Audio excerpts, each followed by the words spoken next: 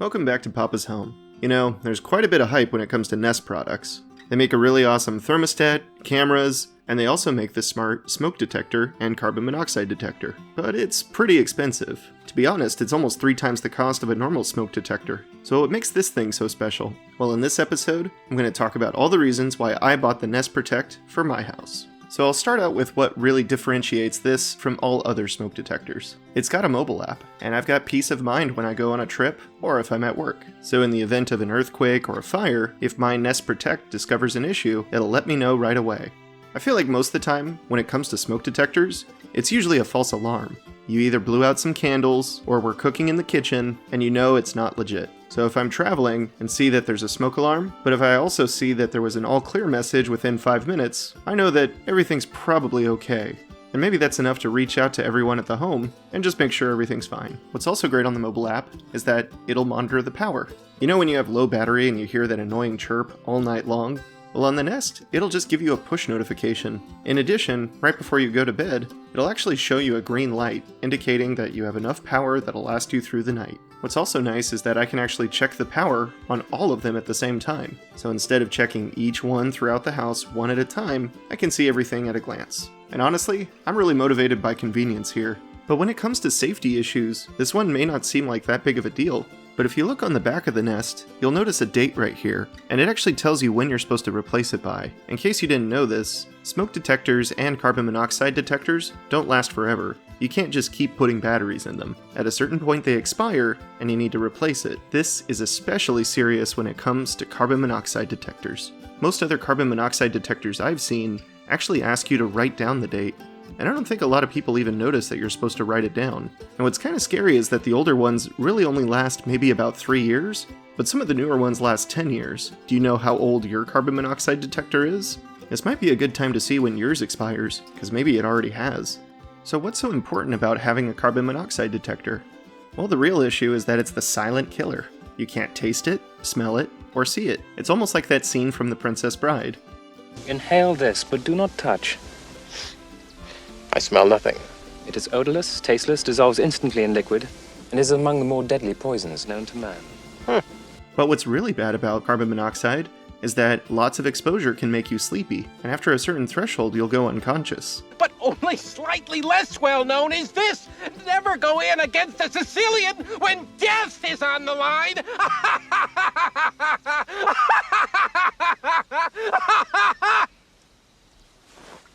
Carbon monoxide is measured in ppm, or parts per million. All that really means is that carbon monoxide is a gas, and the higher the ppm, the higher concentration of carbon monoxide. Low levels of carbon monoxide are usually not that harmful. In fact, you may not experience symptoms if it's below 70. But if it's over 70 ppm and you've been exposed to it for a very long time, you might experience things like a headache, nausea, or dizziness. Overall, it's really not that bad. Now 150 is a lot more serious. Around those levels, symptoms could lead to death, but it really kind of depends on your health conditions. The final threshold is 400 ppm, and that can lead to death within 3 hours. Luckily, the alarm sounds somewhere between 4 and 15 minutes. So, in general, it's just really important that you have a carbon monoxide detector, even if you decide that the Nest is not right for you. So make sure to check your expiration date, check the sensitivity levels, and be sure to check your batteries. The last couple things I'll mention is that there's 2 options when it comes to the Nest.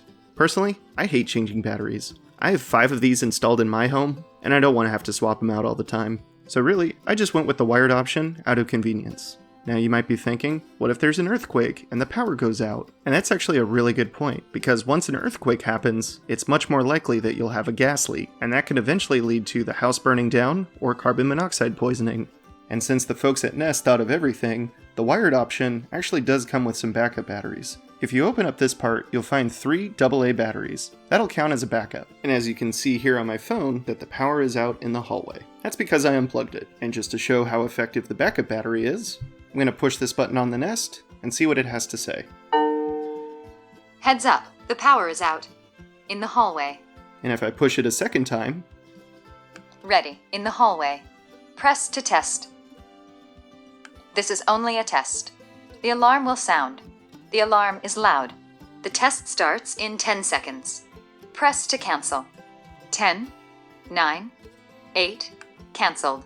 But one thing you might have noted was that she actually talks to you, and I really like that. On typical smoke detectors, when you see the light blinking, you may not know what that means. Does that mean it's working? That it's low on batteries? Or maybe it's just telling you that everything's fine? Well, when it comes to Nest, you don't have to guess. And when it comes to my safety, I don't want any guesswork. So yes, this product is pretty expensive. It does last 10 years. And if you have any pets or loved ones at home, and you want to know right away if they're in trouble, then I think this is the product for you. But if that's not your situation, then you may want to get any old carbon monoxide detector or smoke detector. Either way, I still recommend a wired device with a backup battery. The last thing I'll mention was that I was not sponsored to make this video. I just really like Nest products. And the whole reason I decided to do this one was because a friend of mine posted that their carbon monoxide detector went off recently. The Nest told them to leave the house, and they called the fire department right away. Someone from the gas company also showed up and took readings, and the ppm was nearly 2,000. That's enough carbon monoxide in the house to kill everyone within 1 hour.